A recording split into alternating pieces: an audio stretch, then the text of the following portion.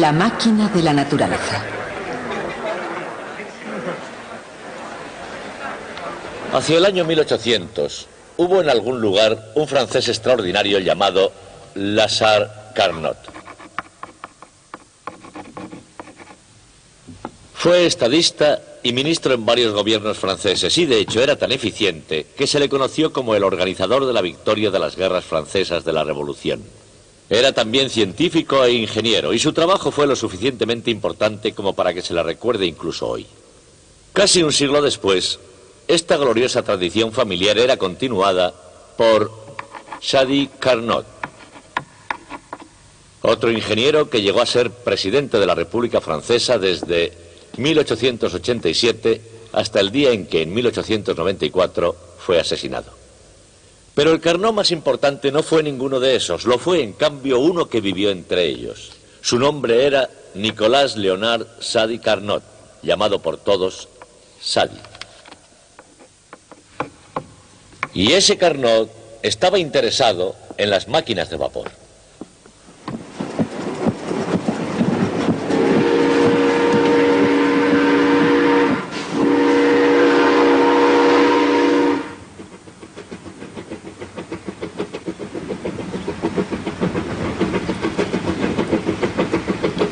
Desde andar a trompicones en Inglaterra en los primeros años del siglo XVIII, hasta la ininterrumpida promesa de la frontera americana, nada extendió tanto a lo largo y a lo ancho los horizontes de la civilización occidental como la invención de la máquina de vapor.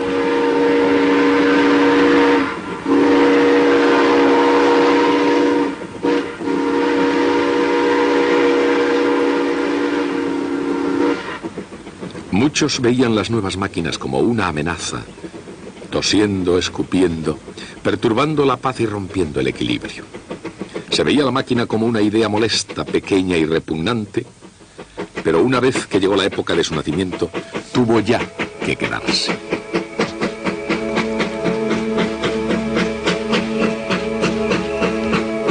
El vapor surgió en la era industrial y se convirtió en la fuerza de la revolución.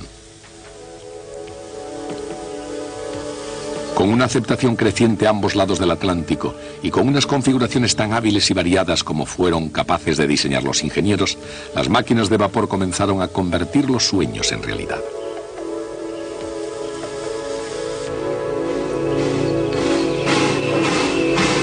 La máquina de vapor reconvirtió los telares de la zona algodonera y tejió el entramado de una nación. La máquina de vapor cortaba y daba forma a la madera, impulsaba émbolos y movía palancas.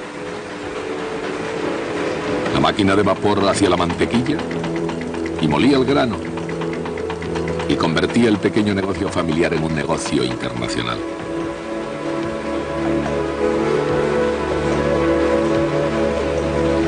Con el vapor se hizo el trabajo preliminar y el gigante de la industria decidió establecerse definitivamente.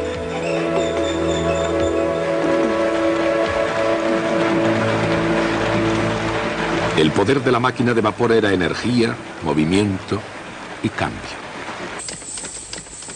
Llegó a ser un símbolo de la oportunidad, ya fuera para escapar de la falta de patatas, de los salarios de miseria o del zar de Rusia.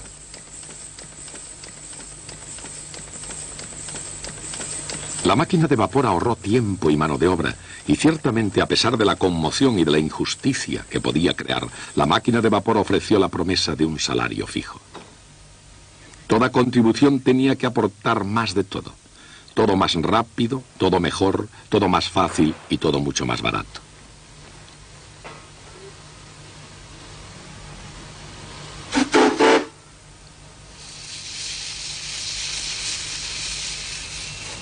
A donde quiera que uno mirase, en cuanto los hombres pudiesen hacer llegar los raíles, parecía que el resultado más importante de la nación era el progreso.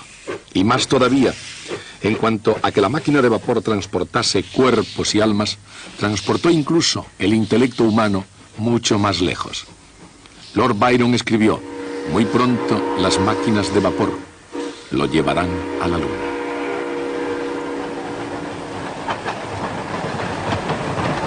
La perspicacia del poeta Byron Iba por la senda correcta, pero la máquina de vapor está por encima y más allá de la Luna.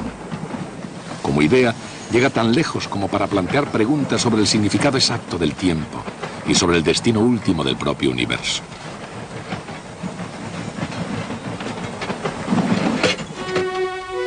Ese fue el viaje que comenzó en la mente de Sadi Carnot.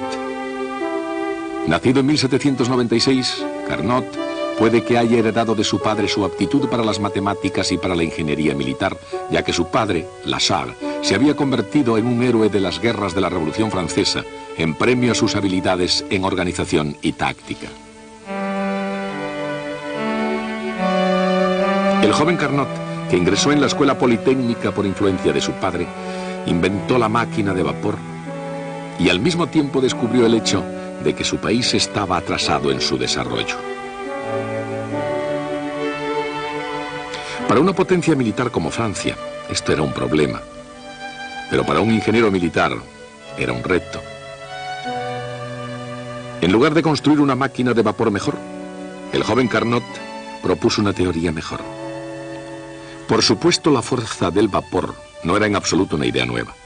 Desde la bomba de agua impulsada por vapor creada por Thomas Savery en 1698, los inventores e ingenieros como Thomas Newcomen, Richard Trevithick, Mathews Boulton y por supuesto James Watt fueron perfeccionando la máquina de vapor, mejorándola y haciéndola más poderosa y, lo que es más importante, más eficiente.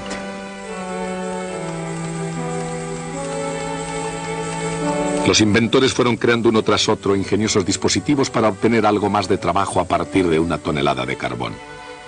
Pero fue el descubrimiento de James Watt, una forma de enfriar el vapor fuera del cilindro principal, utilizando un condensador, lo que hizo que progresase realmente la era del vapor.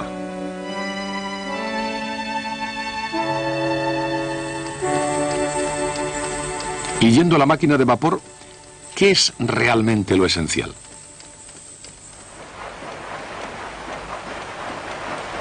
Entre todas sus válvulas y engranajes, entre todos sus balancines y tuberías, entre todos sus instrumentos y manómetros, entre todas las máquinas con sus campanas y silbatos, y entre todo lo que funciona para atraer la atención del comprador, ¿cuál es la esencia propia de la máquina?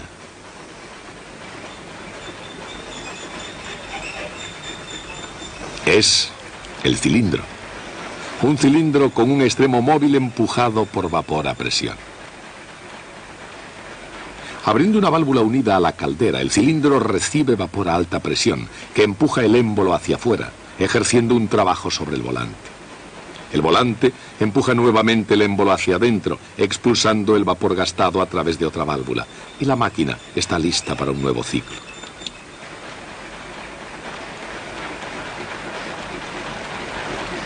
Y así continúa. Adentro, afuera, adentro, afuera. No importa ni el objetivo ni el diseño que tenga. El cilindro es la...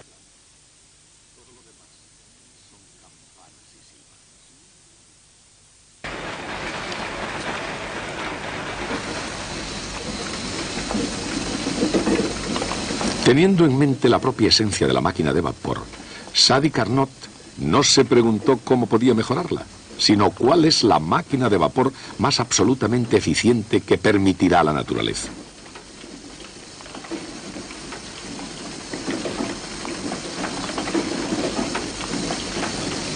Buscando la respuesta, Sadi Carnot se inspiró en la rueda hidráulica. Por supuesto, la máquina de vapor no fue el primer invento que alivió la carga de los trabajos físicos. Desde la antigüedad, las bestias ayudaron a arar y a moler, a bombear agua para regadío y a transportar las cosechas al mercado. Como un paso para salir de la cultura agraria hacia la revolución industrial y sus desagradables máquinas, la rueda hidráulica llegó antes que la máquina de vapor.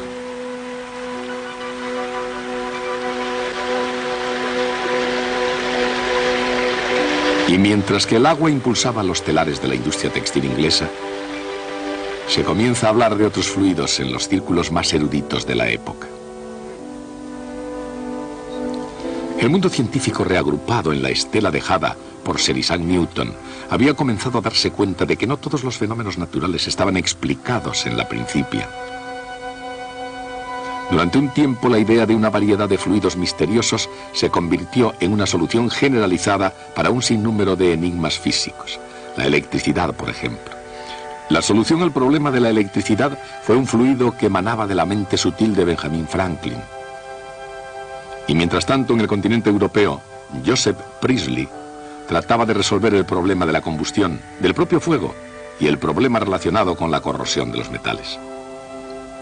Priestley era químico, y su solución, por supuesto, fue un fluido, el flogisto, un fluido sutil y sin peso que, como la electricidad, se combinaba con la materia ordinaria para formar los metales y que se escapaba cuando los metales se corroían. Otro problema era el calor, que para todos los fines prácticos fluía como un líquido de un cuerpo a otro. En un siglo inundado de fluidos, un fluido del calor llamado calórico era relativamente fácil de inventar. Pero había un fluido que no necesitaba ser inventado en absoluto. Incluso cuando Sir Carnot se esforzó en comprender el poder infernal del vapor, abundaban en el ambiente rural ejemplos de fuerza hidráulica.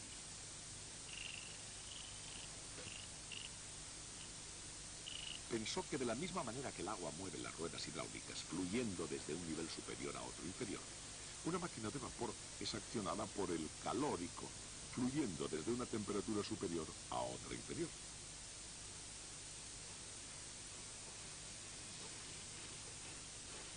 Con esta simple deducción de la mente de Sir Carnot, había encontrado la clave de cómo la naturaleza limitaba la eficiencia de una máquina de vapor.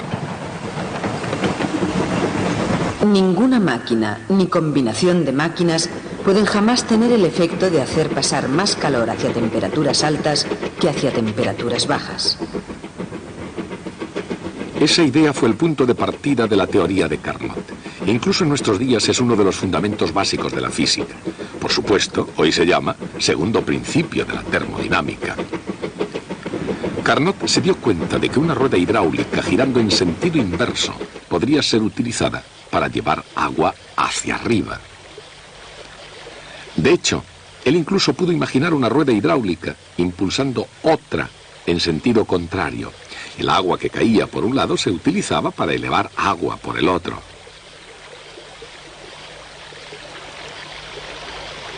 Comprendió que la máquina combinada jamás podría subir más cantidad de agua hacia arriba que la que fluía hacia abajo. El principio aplicado al flujo del calor en lugar de al flujo del agua se convirtió en el segundo principio de la termodinámica. Con esta idea, Carnot comprendió que la mejor máquina que la naturaleza podía permitir era una que pudiera trabajar igual de bien en un sentido y en el contrario. En otras palabras, una máquina que pudiera tomar vapor a baja temperatura y lo llevase a alta temperatura. En una máquina ordinaria entra calor a alta temperatura, se genera trabajo y sale de nuevo calor a baja temperatura.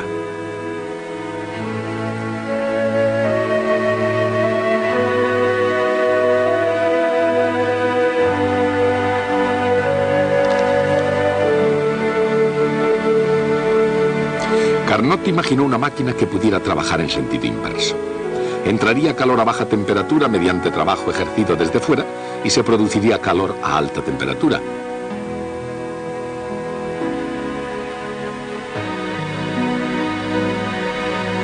Existe un nombre para una máquina que funcione de esa forma.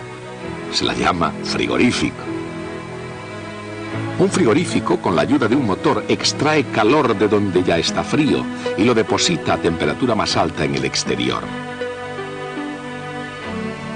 Esta idea no resulta extraña hoy, pero en la década de 1820, Carnot se encontró con un reto.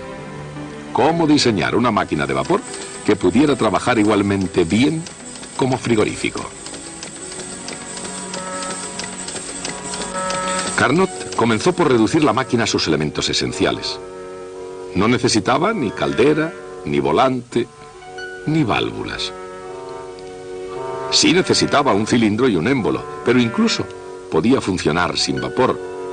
ya que el cilindro podía llenarse de aire.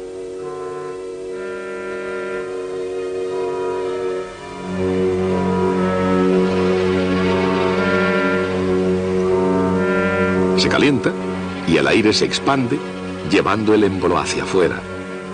Se enfría y el aire se contrae, haciendo más fácil llevar de nuevo el émbolo hacia adentro a temperatura alta, y el émbolo realiza trabajo.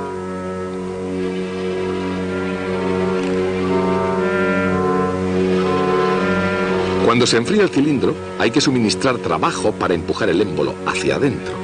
Pero al estar más frío, el aire en el interior ejerce menos presión, de modo que se necesita menos trabajo. Hay por tanto una ganancia neta de trabajo en la máquina. Ahí está, la máquina ideal. Entra energía calorífica y sale menos energía calorífica, y la diferencia aparece como trabajo útil.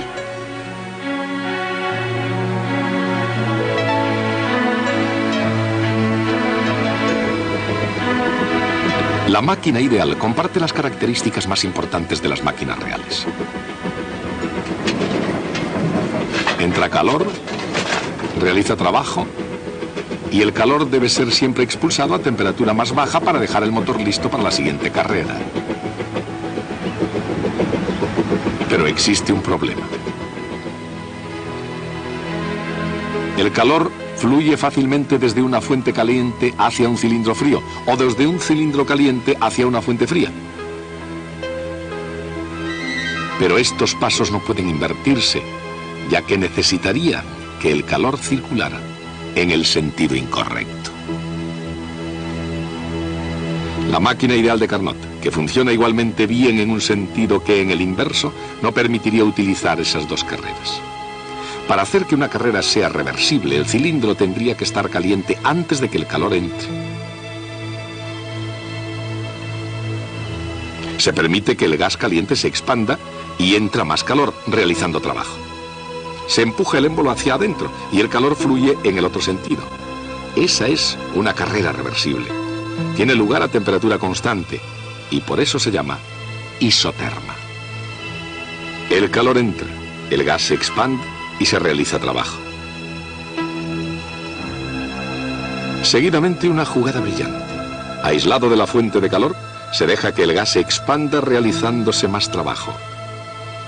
Al no existir ninguna fuente externa de calor, este trabajo proviene de la energía interna del propio gas, provocando su enfriamiento. Este paso es también reversible y se llama adiabático. El cilindro está ahora preparado para otro paso isotérmico, esta vez utilizando algo de trabajo para expulsar el calor a baja temperatura. Finalmente, una compresión adiabática calienta el gas, llevándolo al punto de partida dispuesto para otro ciclo.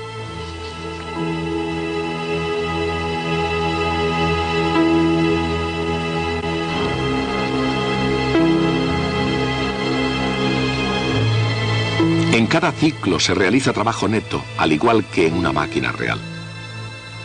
Pero cada uno de estos pasos funciona igualmente bien en sentido inverso. De manera que la máquina de Carnot es tanto un motor como un frigorífico. Trabajando igualmente bien en ambas direcciones, una máquina perfectamente reversible.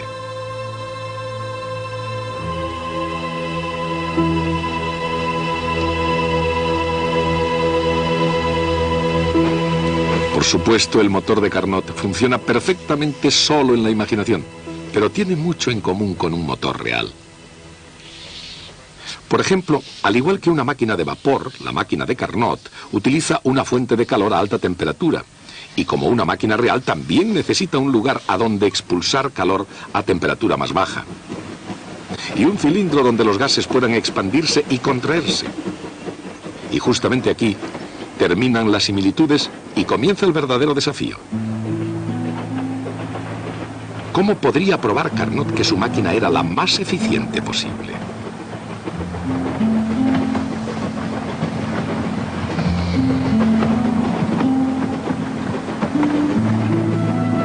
Puede encontrarse la respuesta comparando una máquina real con la máquina de Carnot. Al quemar combustible se genera una cantidad de calor Q sub I, a temperatura alta T sub I. Puesto ese calor en la máquina de Carnot, realiza un trabajo, W. La eficiencia de la máquina es justamente el trabajo realizado dividido por el calor que entra. ¿Podría algún motor real ser más eficiente que una máquina de Carnot? Es decir, que necesitara una cantidad menor de calor, Q sub I, R, para producir la misma cantidad de trabajo? Si así fuera, se podría utilizar ese trabajo para hacer que la máquina de Carnot trabajara en sentido inverso. Si la máquina real se conectara a una máquina de Carnot, el efecto sería similar a las hipotéticas ruedas hidráulicas de Carnot. La máquina real toma calor y realiza trabajo, justamente la cantidad de trabajo que la máquina de Carnot necesita para funcionar en sentido inverso. Recordemos que si la máquina real fuera más eficiente, Q sub IR sería menor que Q sub I. De modo que, cuando las dos máquinas estuvieran conectadas, el efecto neto equivalente sería lo mismo que hacer pasar el calor hacia la temperatura mayor. Pero esto contradice el segundo principio de la termodinámica. Si este principio es cierto, la máquina real no puede ser más eficiente que la de Carnot. Trabajando con el calor que fluye desde una determinada temperatura alta a una determinada temperatura baja, la máquina de Carnot es siempre más eficiente que una máquina real. Como el segundo principio de la termodinámica es cierto, la máquina de Carnot es la máquina más eficiente que permite la madre naturaleza.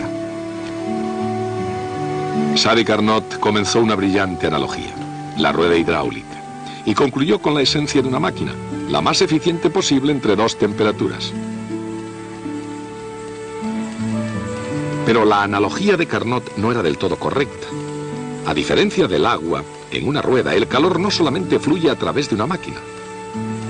Parte del calor se gasta y se convierte realmente en trabajo. Lo que significa que, considerando la ley de la conservación de la energía, es muy fácil hacerse la pregunta de Carnot y llegar a una respuesta equivocada. Por ejemplo, si una máquina utiliza calor para producir trabajo, la máquina más eficiente sería una que transformara todo el calor en trabajo. Pero esa es la respuesta equivocada. Incluso antes de la ley de la conservación de la energía, Carnot se dio cuenta de que en cualquier máquina debe salir algo de calor a baja temperatura. Esa es la finalidad del condensador de Watt y el motivo por el que todo coche necesita un sistema de refrigeración eficiente. De acuerdo con la ley de la conservación de la energía, el trabajo realizado es sencillamente la diferencia entre el calor que entra y el que sale. De modo que la eficiencia de una máquina, su rendimiento, es siempre menor que uno. La lógica original de Carnot fue tan exacta que permaneció válida incluso con el descubrimiento de la conservación de la energía. Ninguna máquina, ni siquiera la máquina de Carnot, puede alcanzar la meta de eficiencia perfecta. Pero, ¿qué rendimiento puede alcanzar una máquina de Carnot? Depende de la temperatura. Cuanto más elevada sea la temperatura alta y cuanto menor sea la temperatura baja, mayor rendimiento tendrá el motor. De hecho, generaciones posteriores descubrirían que para una máquina de Carnot, Q sub 0 dividido por Q sub I es igual a T sub 0 dividido por T sub I. Y ese es el máximo rendimiento que puede alcanzar una máquina. Sadi Carnot murió en 1832. Tenía solo 36 años. Murió trágicamente en plena juventud de escarlatina. Durante su vida no fue realmente famoso, era respetado. Pero después de todo, como ingeniero, su obligación era construir máquinas mejores. Y las ideas de Carnot, aunque inteligentes, no ayudaron a nadie a construir una máquina mejor. A pesar de ser un ingeniero respetado, nadie se sintió impresionado por lo que había hecho. Cuando Joule apareció y descubrió, o mejor dicho, estableció la conservación de la energía, la situación para Carnot empeoró aún más, porque después de todo su razonamiento estaba basado en un fundamento defectuoso, la antigua teoría del calórico. Pero un físico alemán llamado Rudolf Clausius surgió en ese momento y rescató las ideas de Carnot. Lo que Clausius había demostrado era que en esta máquina, no en cualquier máquina, sino en una máquina perfecta, ideal, existe algo que sale igual a algo que entra. Es decir, algo se conserva en un motor ideal. Ese algo no es energía, sino más bien es el cociente, obtenido al dividir la energía del calor que entra entre la temperatura a que entra. Esta cantidad que idealmente se conserva siempre y realmente algunas veces, recibió por Clausius el nombre de entropía.